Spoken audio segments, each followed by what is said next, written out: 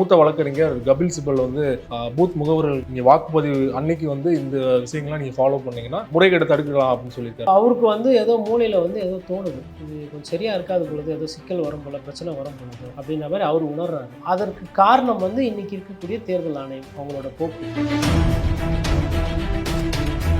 முதல்ல போனவொன்னா எவ்வளோ போத்து ரிஜிஸ்டர் ஆகிருக்குன்னு கேளுங்க. மொத்தம் எவ்வளோ போத்து எவ்வளோ ரிஜிஸ்டர் ஆகிருக்கு அதெல்லாம் எழுதிக்கணும். மிஷின் ஓப்பன் பண்ணதுக்கு அப்புறமா ரவுண்டு வாரியா என்ட்ரியை போடுங்க. அதில் எதனா சிக்கல் இருக்கு, அதாவது பதிவான வாக்குகளை தாண்டி அதிகமான வாக்குகள் ஒரு மிஷின்ல இருந்ததுன்னா என்ன விடாதீங்க, நிறுத்தி வச்சுருங்க. இது மூன்றாவது. நான்காவது என்ன சொல்றாருன்னா 35-40 விழுக்காடு மக்களுக்கு இந்த வாக்கு செலுத்துற அந்த விஷயத்து மீது நம்பிக்கை போய்விடும். அரசாங்கத்தின் மீது நம்பிக்கை இல்லை, தேர்தல் ஆணையத்தின் மீது மரியாதை இல்லை, இது அரசியல் கட்சிகள் மீது நம்பகத்தன்மை இல்லை. அப்படி இருக்கும்போது என்னத்தை ஓட்டு போட்டு என்ன ஆகும் போதுன்ற அந்த மனநிலையில் இருக்கிறாங்க. வாக்கு சதவீதம் வந்து குறைஞ்சிருக்கிறது வந்து யாருக்கு சாதகமாக இருக்குன்னு நினைக்கிறீங்க? ஆளுங்கட்சிக்கு சாதகமாக இருக்குன்னு நினைக்கிறீங்களா இல்லை எதிர்கட்சிக்கு சாதகமாக இருக்கு? இது வந்து ரொம்ப ஒரு துல்லியமான கேள்வி. இந்த கேள்விக்கு வந்து எல்லா தேர்தலையும் பத்திரிகையாளர்கள் நம்ம வந்து இதை பற்றி பேசுவோம். அதாவது அப்போ தொகுதி வாரியாக சண்டை நடக்கும்போது என்னன்னா மாநில கட்சிகளோட கை ஓங்கும். மாநில கட்சிகளோட கை ஓங்குச்சுன்னா இந்திய கூட்டணிக்கு அது பலம். மாநில கட்சிகள் கை ஓங்காம தேசிய கட்சியோட கை ஓங்குச்சுன்னா பாரதிய ஜனதா கட்சிக்கு அது பலம். அப்போ 3 காரணிகள் இந்த லோ போலிங். ஒன்று, கடந்த தேர்தலில் வந்த அந்த வெற்றி விகிதாச்சாரம் இந்த வாட்டி வராது. 2வது, நிறைய தொகுதிகள் இழுபறி போகும். 3வது, இது வந்து பாஜக வர்சஸ் மாநில கட்சிகளுக்கு உண்டான ஒரு தேர்தலாக மாறுறதுக்கு அதிகமான சாத்தியக்கூறு. 4வது ஒன்று நடக்கும். இந்த மாதிரி லோ போலிங்லாம் நடக்கும்போது என்னன்னா இது போன்று அரசியல் சார்ந்து எக்ஸ்க்ளூசிவான வீடியோக்களை தொடர்ந்து காண ஆகாயம் வாய்ஸ் சேனலை சப்ஸ்கிரைப் பண்ணுங்க. ஆகாயம் வாய்ஸ் நேயர்களுக்கு வணக்கம். இன்றைக்கு நம்மோடு நேர்காணலுக்காக பத்திரிகையாளர் கோட்டீஸ்வரன் அவர்கள் நம்மோடு இணைந்திருக்கிறார். அவரோடு பேசலாம். சார் வணக்கம். வணக்கம்.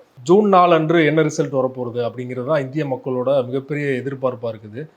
தொடர்ச்சியாக பலர் வந்து இவிஎம் மீது ஒரு குற்றச்சாட்டு வைக்கிறாங்க. இவிஎம்ல முறைகேடு நடக்க வாய்ப்பு இருக்குது அப்படின்னு முன்னாள் தலைமை தேர்தல் ஆணையரே சொல்லியிருக்காரு. எதிர்க்கட்சிகளும் ஒரு சிலர் குற்றச்சாட்டு வைக்கிறாங்க. ஒட்டுமொத்த எதிர்க்கட்சியோட குரலாக அது இல்லை, இவிஎம் வேண்டாம் அப்படிங்கிறது. இந்த சூழலில் இன்றைக்கு கூட பார்த்தீங்கன்னா இவிஎம் மிஷினில் வந்து பிஜேபி அப்படிங்கிற ஒரு பேரோட சில மிஷின்கள்லாம் பார்க்க முடியுது. மூத்த வழக்கறிஞர் கபில் சிபல் வந்து பூத் முகவர்களுக்கு தான் ஒரு ஐடியா கொடுத்துருக்காரு. சில வழிமுறைகள் இருக்குது, அதை நீங்கள் ஃபாலோ பண்ணுங்கள். நீங்கள் வாக்குப்பதிவு அன்னைக்கு வந்து இந்த விஷயங்கள்லாம் நீங்கள் ஃபாலோ பண்ணிங்கன்னா முறைகேடு தடுக்கலாம் அப்படின்னு சொல்லியிருக்காரு இல்லையா? அதை எப்படி பார்க்குறீங்க? அது வந்து ஐயா வழக்கறிஞர் கபில் சிபல் அவர்கள் பார்த்திங்கன்னா சட்டம் படித்து நன்கு அனுபவசாலி. அப்போ அவருக்கு வந்து ஏதோ மூளையில் வந்து ஏதோ தோணுது, இது கொஞ்சம் சரியாக இருக்காது பொழுது, ஏதோ சிக்கல் வரும் போல், பிரச்சனை வரும் பொழுது அப்படின்ற மாதிரி அவர் உணர்றாரு. அவர் ஏன் உணர்றாருன்னா அதற்கு காரணம் வந்து இன்றைக்கி இருக்கக்கூடிய தேர்தல் ஆணையம் அவங்களோட போக்கு. வழக்கமாக வந்து வாக்கு வந்து பதிவானதுக்கு பிறகு பார்த்திங்கன்னா அன்னைக்கு நைட்டு ஒரு 8 மணி இல்லை ஒரு 10 மணிக்குள்ளேயே வந்து நமக்கு வந்து ஒரு கிட்டத்தட்ட ஒரு சதவீதத்தை சொல்லிடுவாங்க. 62% சொல்லிட்டு என்ன சொல்லுவாங்கன்னா மேபி ஒரு 1% இல்லை ஒரு 1.5% கூடுறதுக்கு வாய்ப்பு இருக்குது. பொதுவாக குறையாது. ஒரு 1% அதிகபட்சம் சம்டைம்ஸ் 2% வரலும் போகும். அவ்வளோதான். இதுதான் வந்து நம்ம ஒரு 30-40 வருஷமாக நான் எனக்கு சொல்லி கொடுத்தவங்களோ இல்லை நான் ஒரு 20 வருஷமாக பார்த்த அந்த தரவுகள். ஆனால் இப்போ என்ன நடக்குதுன்னா வாக்கு பதிவு முடிந்ததுக்கு பிறகு 2 நாள் கழிச்சு இல்லை 2.5 நாள் கழிச்சு 6% கூடி இருக்குன்றாங்க, 5% கூடி இருக்குன்றாங்க. அப்போ எதற்கு வந்து 1 கோடி வாக்காளர்கள் உயர்ந்துட்டாங்கன்னு சொல்றாங்க, உயர்ந்திருக்கிறாங்கன்றாங்க. அப்போ இதெல்லாம் வந்து என்னன்னா ஒரு முகசலிப்பு தன்மையை இது பண்ணுது. அதாவது 10 பேர் போய் ஒரு பூத்தில் ஓட்டு போட்டாங்கன்னா 10ன்னு எழுதிக்க போகிறாங்க. அந்த 10 என்ன ஆகும், ஒரு காலையில் ஓப்பனிங் பண்ணும்போது ஒரு 100 ஆகும், அப்புறம் 300 ஆகும், அப்புறம் 700 ஆகும், 1000 ஆகும். ஒரு பூத்தை பொறுத்தவரை ஒரு 1500 2000 ஓட்டுன்னா ஒரு 70% போல் ஆகுதுன்னா அது என்னவோ அதுதான். அதை கம்பைல் பண்ணி சொல்கிறதுக்கு ஒரு 2 மணி நேரம் போதும். ஆனால் இவங்க வந்து அதையே காலதாமதம் பண்ணுறாங்க. ஆனால் 5வது கட்டத்தில் வந்து என்ன பண்ணாங்கன்னா அதை கொஞ்சம் சரி செஞ்சாங்க. 6வது கட்டத்தில் ஓரளவுக்கு கிட்டத்தட்ட கரெக்டாக சொல்லியிருக்காங்க. அது ஏன்னா உச்சநீதிமன்றத்தில் ஒரு வழக்கு இருக்குது, இவங்க இந்த நம்பரை கூட ஒழுங்காக சொல்ல மாட்டேன்றாங்க, இந்த மாதிரிலாம் பிரச்சனை பண்ணுறாங்க அப்படின்னு.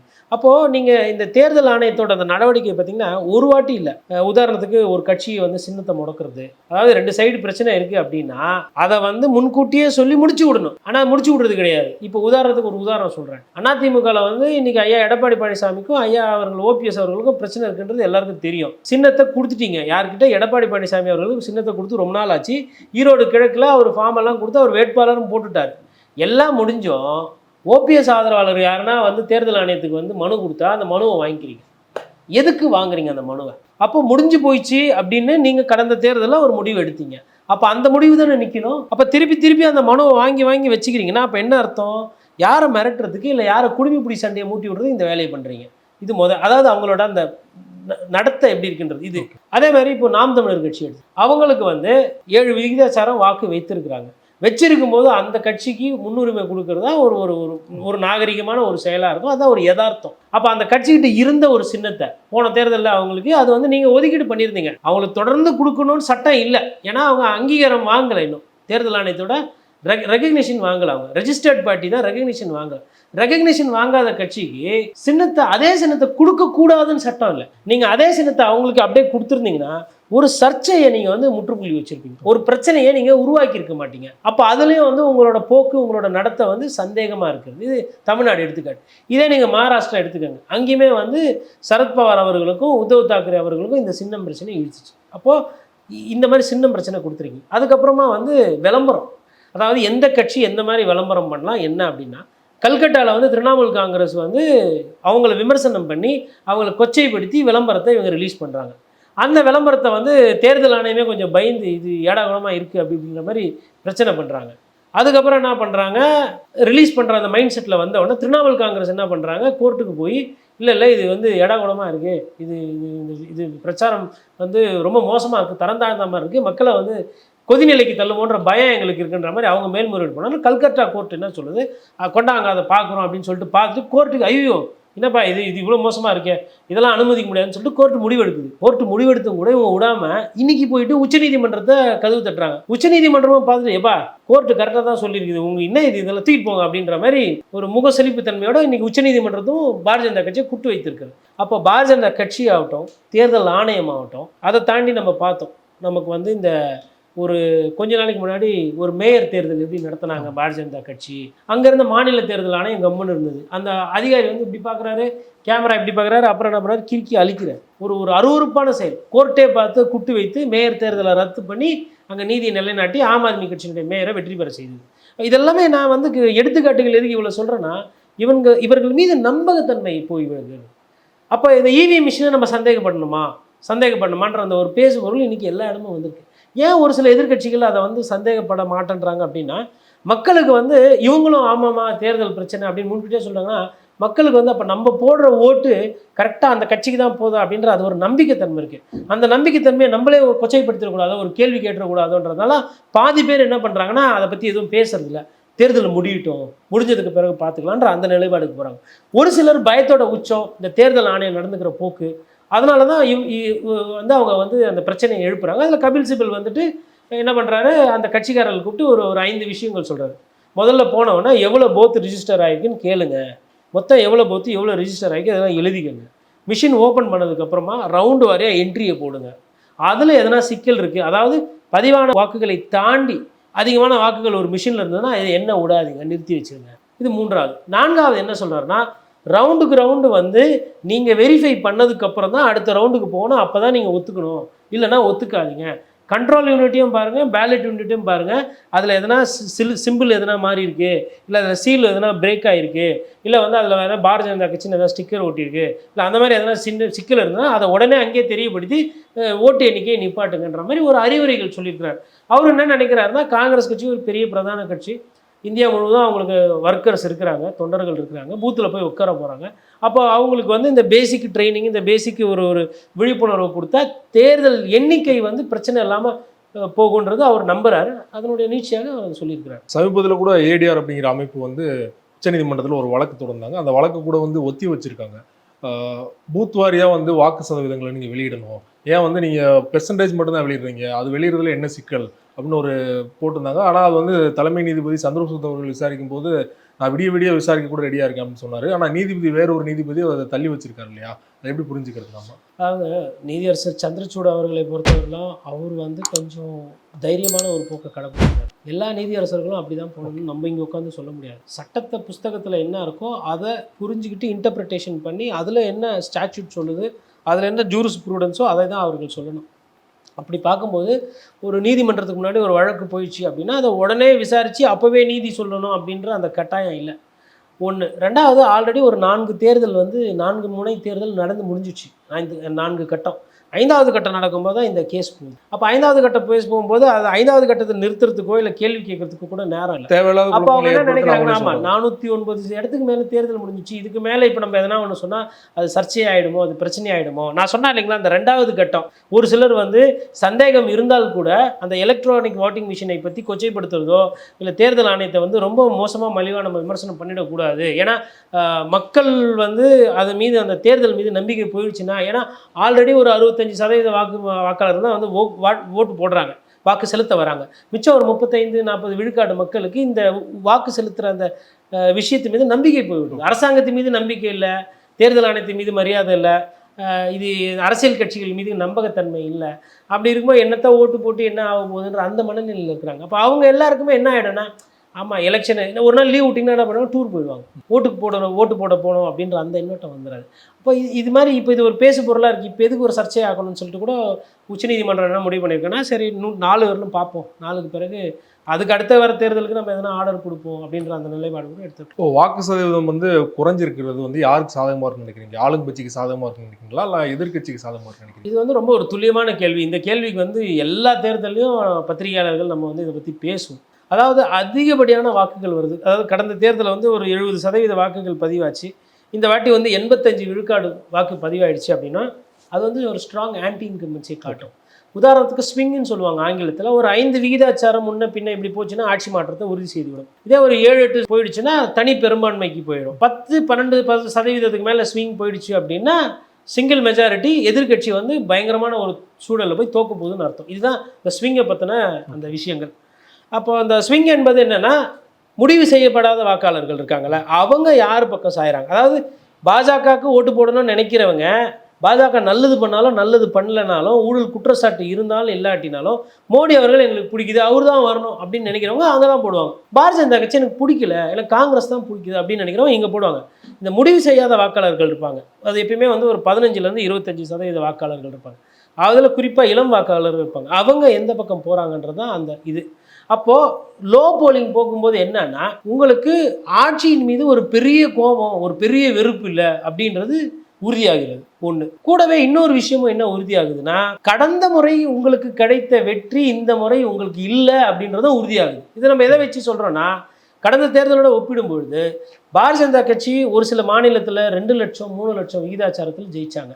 அப்போ அந்த மாநிலத்திலலாம் வந்து உங்களுக்கு 7%-10% 10% எக்ஸ்ட்ரா ஓட்டு போனாங்க. அப்போ அந்த எக்ஸ்ட்ரா ஓட்டு இந்த வாட்டி விழலை. அந்த ஓட்டுகள் அதிகமாக பாரதிய ஜனதா கட்சிக்கு தான் விழுந்திருந்தது. ஏன்னா அவங்க தான் லயன் ஷேர் வாங்கினாங்க, வாக்குகள் அதிகமாக வாங்கியிருந்தாங்க.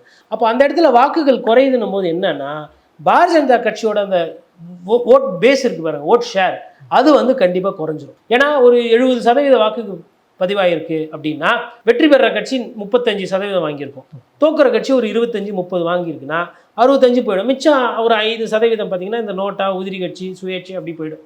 இதுதான் கலன் தான் வரும். இப்போ உங்களுக்கு போல் பர்சன்டேஜே 58 தான் வருது, 60 தான் வருது, இல்லை 55 தான் வருது அப்படின்னா, உங்களுக்கு வந்து அது பிரிக்கும் போது என்ன ஆகிடும்னா க்ளோஸ் ஆகலை. அப்போது ஆளுகின்ற கட்சிக்கும் 2வது வர கட்சிக்கும் அந்த வெற்றி விகிதாச்சாரம் சுருங்கும். இது என்ன ஆகிடும்னா, ஒரு தொகுதியும் தொகுதி வாரியாக சண்டை நடக்கும். அப்போ தொகுதி வாரியாக சண்டை நடக்கும்போது என்னன்னா, மாநில கட்சிகளோட கை ஓங்கும். மாநில கட்சிகளோட கை ஓங்குச்சுன்னா இந்திய கூட்டணிக்கு அது பலம். மாநில கட்சிகள் கை ஓங்காமல் தேசிய கட்சியோட கை ஓங்குச்சுன்னா பாரதிய ஜனதா கட்சிக்கு அது பலம். அப்போ 3 காரணிகள் இந்த லோ போலிங்கு. ஒன்று, கடந்த தேர்தலில் வந்த அந்த வெற்றி விகிதாச்சாரம் இந்த வாட்டி வராது. 2வது, நிறைய தொகுதிகள் இழுபறி போகும். 3வது, இது வந்து பாஜக வர்சஸ் மாநில கட்சிகளுக்கு உண்டான ஒரு தேர்தலாக மாறுறதுக்கு அதிகமான சாத்தியக்கூறு. இது 3 தான் நமக்கு லோ போலிங்கை பொறுத்த வரோம். 4வது ஒன்று நடக்கும். இந்த மாதிரி லோ போலிங்லாம் நடக்கும்போது என்னென்னா, ஒரு தேவையில்லாத தலைவலி வரும். காவல்துறை அதிகாரிகளோ இல்லை அங்கே இருக்கக்கூடிய அதிகாரிகளோ ஆளுகின்ற அரசுக்கு சாதகமாக விலை போகிறதுக்கு உண்டான சூழல் நடந்திருக்கு, வாய்ப்பு இருக்குது. கடந்த காலத்தில் இந்த மாதிரிலாம் நடந்திருக்கு. அந்த காரணத்தினால தான் பார்த்திங்கன்னா வழக்காடு மன்றத்துக்கு கேஸ் போகும். குறிப்பாக சொன்னால் ஐயா அப்பாவு அவர்கள் தேர்தல், அதே மாதிரி எக்மோரில் வந்து ஒரு காலத்தில் வந்து 96 ஓட்டு வித்தியாசத்தில் தான் வந்தது. அப்போ என்ன ஆகிடும்னா, இந்த வெற்றி வந்து கரெக்டாக தப்பா, ஓட்டை கரெக்டாக எண்ணாங்களா இல்லையா, தபால் ஓட்டை சரியாக எண்ணாங்களா, 2வது ரவுண்டில் மிஷின் ஏதோ ஒன்று பிரச்சனை ஆயிடுச்சு, அந்த மிஷினை எண்ணலை, ஓரம் கட்டி வச்சுருக்கு, இந்த மாதிரி சில பல பிரச்சனைகள் வந்ததுன்னா அந்த பிரச்சனை வந்து இன்னும் பெருசாகி அங்கே தேர்தலை வந்து அந்த முடிவை வந்து சொல்கிறதுல தாமதம் ஆகும், இல்லை சம்டைம்ஸ் வழக்காடு மன்றத்துக்கு போயிடும், கேஸ் லிட்டிகேஷன் ஆகிடும். அந்த சிக்கல் இருக்குது. இப்போ இந்த 4 பிரச்சனைகள் வந்து இருக்குது இந்த போலிங் கம்மியாக போனதுனால. 5வது ஒரு முக்கிய காரணம் வந்து வெயில் தாக்கம் ரொம்ப அதிகமாக இருக்குது அந்த சைடெல்லாம். வட இந்தியாவை பொறுத்தவரையிலும் அவங்க வந்து அந்த தாக்கம் அதிகமாக இருக்கிறது அது ஒரு முக்கிய காரணம். அதனாலே வாக்கு சரிஞ்சிருக்குன்றாங்க. அப்படி வாக்கு சரியுது அப்படின்னும்பொழுது என்ன ஆகிடும்னா, ஜெயிக்கக்கூடிய கட்சி எது அப்படின்றதுக்கு வந்து அதான் அவங்க தான் வந்துருவன்றாங்களே, இல்லை ஆட்சியில் என்னத்தை போய் போட்டுட்டு. ஆனால் விருப்பில் இருக்காங்கல்ல, பாதிக்கப்பட்டவங்க இருக்காங்களா, அவங்க அப்படி இருக்க மாட்டாங்க. அவங்க என்ன பண்ணுவாங்கன்னா கண்டிப்பாக போய் ஓட்டு போடுவாங்க. அப்போ உங்களுக்கு ஹை போலிங் வருது. அதுதான் வந்து ஜம்மு காஷ்மீர் நிலவரம். ஜம்மு காஷ்மீர் அதான். இப்போ ஜம்மு காஷ்மீர்லேயும் வந்து உங்களுக்கு ஜம்மு காஷ்மீர் ஒன்றும் இல்லை, ஜார்க்கண்ட்லேயும் வெயில் இருக்குது, வெஸ்ட் பெங்கால்லையும் வெயில் இருக்குது. பொதுவாக அங்கே வந்து பின்தங்கின மாநிலங்களில் கண்டிப்பாக தேர்தலுக்கு முக்கியத்துவம் அதிகமாக கொடுப்பாங்க. இல்லை நாங்கள் பின்தங்கி இருக்கிறோம் உணர்றோம், இல்லை எங்களுக்கு ஏதோ பிரச்சனை இருக்குன்னு உணர்றவங்க பார்த்தீங்கன்னா அதிகமாக வாக்கு செலுத்துவாங்க. இந்த ரொம்ப ஜிடிபி நிறைய போயிட்டு காசு பணம் துட்டுன்னு சுற்றுற, அதாவது ஜிடிபியில் அதிகமாக இருக்குது, மகாராஷ்டிரா எடுத்துக்கோங்க, தமிழ்நாடு ஓரளவுக்கு எடுத்துக்கோங்க, இல்லை ஓரளவுக்கு கர்நாடகா எடுத்துக்கோங்க. இங்கெல்லாம் பார்த்தீங்கன்னா அந்த கோவா போலிங் வந்து ரொம்ப அதிகமாக. ஏன்னா ஒரு வாழ்க்கைக்கு தேவையான அந்த பேசிக் இன்ஃப்ராஸ்ட்ரக்சர் இருக்குது. அதனால் வந்து பார்த்திங்கன்னா ஒரு 30% வாக்காளர்கள் வந்து ஓட்டு போடுறதுக்கு வர்றது கிடையாது. அதுவும் நகரங்களில் பார்த்திங்கன்னா அந்த தன்மை மோசமாக இருக்குது. நகரங்களில் இன்னும் மோசமாக இருக்கும். குறிப்பாக தானே, பாம்பே, அதே மாதிரி உங்களுக்கு பெங்களூர், இந்த இடத்துலலாம் பார்த்திங்கன்னா வந்து இந்த வாட்டி வந்து எலெக்ஷன் வந்து ரொம்ப டைட்டாக இருக்கும். இப்போ உதாரணத்துக்கு இப்போ தானே பார்த்திங்கன்னா உங்களுக்கு வந்து சிவசேனாவுக்கு ஒரு சாதகமான ஒரு சூழ்நிலை. ஆனால் இன்றைக்கி சிவசேனா பிளவுபட்டு இருக்குது. ஆனால் பாம்பே முனிசிபல் கார்பரேஷன் பழைய சிட்டி லிமிட் பார்த்தீங்கன்னா உத்தவ் தாக்கரேல தலைமை இருக்கக்கூடிய சிவசேனா வந்து நன்றாக இருக்கிறது. தானேல வந்து பார்த்திங்கன்னா ஏக்நாத் ஷிண்டே அவர்களுக்கு நல்லா அங்கே கொஞ்சம் வாக்கு இருக்குது. அப்போ என்ன ஆகிடும்னா லோ போலிங் போகும்போது நீயா நானான்னு இருக்கும். அதே மாதிரி இப்போ நீங்கள் பெங்களூர் எடுத்திங்கன்னா பெங்களூர் சிட்டியை பொறுத்தவரை கர்நாடகாவில் சிட்டி வந்து பிஜேபிக்கு ஒரு ஆளுகின்ற சூழ்நிலை இருக்குது. ஆனால் இன்றைக்கி ஆட்சி வந்து பார்த்திங்கன்னா காங்கிரஸ் கிட்டே இருக்குது. காங்கிரஸும் இந்த தேர்தலில் வந்து டஃப்பான கேண்டிடேட்ஸ் ஃபுல்லாக இறக்கியிருக்காங்க. டிகே சிவகுமாரும் அதுக்கப்புறமா வந்து உங்கள் சித்தராமையா ரூரல் ஏரியாவும், டிகே சிவகுமார் சிட்டி ஏரியாவும் பிரச்சாரம் பண்ணியிருக்காங்க. அப்போ என்ன அங்கேயுமே லோ போலிங் போகும்போது டைட்டாக போகும். அப்போ டைட் ஆகும் அந்த இடம். இந்த மாதிரி நிறைய விஷயங்கள். இந்த தேர்தல் வந்து ரொம்ப சுவாரஸ்யம் அதிகமாக இருக்கிற ஒரு தேர்தலாக இருக்கும். அதாவது இந்த தேர்தல் ஒரு 3 மாதத்துக்கு முன்னாடி 4 மாதத்துக்கு முன்னாடி ஆரம்பிக்கிறதுக்கு முன்னாடி என்ன சொன்னாங்கன்னா, இது டண்டீல் முடிஞ்சு போச்சு, பாரதிய ஜனதா கட்சி தான் திருப்பி வரப்போகுது, பிரதமர் வந்து திருப்பி மோடி அவர்கள் மறுபடியும் உட்காருவார் அப்படின்ற மாதிரி பேசினாங்க. இன்றைக்கி அந்த மாதிரி சமிக்கைகளோ இல்லை இன்றைக்கி அந்த மாதிரி பேச்சுகளோ இல்லை. மாறா பிரதமர் புலம்புறாரு, பிரதமர் திட்டுறாரு, பிரதமர் வந்து எல்லாரையும் பிடிச்சி ஜெயிலில் போடுவேன்றாரு. அப்புறமா அதெல்லாம் தாண்டி போய் நான் வந்து மனுஷ பிறவியே இல்லை, நான் வந்து பயாலஜிக்கலாக பிறக்கல, நான் வந்து எங்கள் அம்மா இருந்தவரெலாம் நான் ஒன்று நினச்சிக்கிட்டு இருந்தேன், ஆனால் அம்மா போன பிறகு தான் தெரிஞ்சுது எனக்கு உண்மை பரமாத்மாவெலாம் நான் அனுப்பப்பட்டவர் அப்படின்ற மாதிரிலாம் அவர் என்ன சொல்கிறது. அந்த ஒரு சில இதெல்லாம் போனீங்கன்னா இந்த மதமாற்றம் பண்ணுறவங்களாம் இருப்பாங்க. நீங்கள் சிறந்தவர்கள், அதனால் தான் என்னிடம் வந்தீர்கள், என்னிடம் கடவுள் சொல்லி உங்களுக்காக அனுப்பியுள்ளார், இந்த நிமிடம் நீங்கள் மாறிவிட்டீர்கள்னா உங்கள் வாழ்க்கை அப்படியே அற்புதமாக மாறிவிடும். இதெல்லாம் மதபோதகர்கள் பேசுகிற பேச்சு. கிட்டத்தட்ட பிரதமராக இல்லை இவர் மதபோதகராருன்னே தெரியலையே. ஒருத்தரோட மதத்தை, அதாவதுங்க நீங்கள் எந்த மதனா இருந்துட்டு போங்க, அந்த மதத்தில் இருந்து மற்ற மதத்தினருக்கு நீங்கள் அன்பு செலுத்துறீங்க, உங்கள் வீட்டில் இருக்கிற பலகாரம் கொடுக்குறீங்க, அவங்கள நீங்கள் மதிக்கிறீங்கன்னா அதுதான் ஒரு நல்ல மனிதனுக்கு, ஒரு மதத்துக்கு அழகு. மற்ற மதத்தை இழிவாக பேசுகிறது தான் சரி, மற்ற மதத்தில் இருக்கவங்களை இங்கே வந்து சேர்ந்துருக்குன்னு சொல்லுவேன். அது ரெண்டு மீதுமே எனக்கு ஒரு பத்திரிகையாளர் தனிப்பட்ட முறையில் ஒரு ஈடுபாடு கிடையாது. அது அரசியல்வாதிகளுக்கு அது அழகு அல்ல, அது வேறு வியாபாரம். மதத்தை வைத்து இன்றைக்கி நிறைய வியாபாரம் நடக்குது. அது அந்த வியாபாரிகள் அதை பார்த்துக்குவாங்க. உங்களது டெண்டர் வியாபாரம், உங்களது வந்து மக்கள் சார்ந்த திட்டம் சம்மந்தப்பட்ட வியாபாரம். அதனால் இதோட மிக்ஸ் பண்ணக்கூடாது. அதையும் அவர் மிக்ஸ் பண்ணிட்டார். அப்போது இது 4ஆம் தேதி கண்டிப்பாக விடை கிடச்சிரும்னு நான் நம்புகிறேன். மக்கள் எதிர்பார்க்குறதும் சரி, நம்ம போன்ற பத்திரிகையாளர், நமக்கு ஜூன் 4 எப்படி ரிசல்ட் வந்தாலும் நமக்கு வேலை இருக்க போகுது. நம்மளோட போக்குன்றது வந்து யாராக இருந்தாலும் எதிர்நிலையிலேருந்து எதிர்கட்சியாக கேள்வி கேட்குறதா நம்மளோட ஜனநாயக கடமை. அதனால் அதுக்கு நம்ம காத்திருக்கோம். பொறுத்திருந்து பார்க்கலாம் சார். உங்கள் நேரத்தை ஒதுக்கி பல்வேறு தகவல்கள் எங்களோட பகிர்ந்து கொண்டீங்க. மிக்க நன்றி. நன்றி.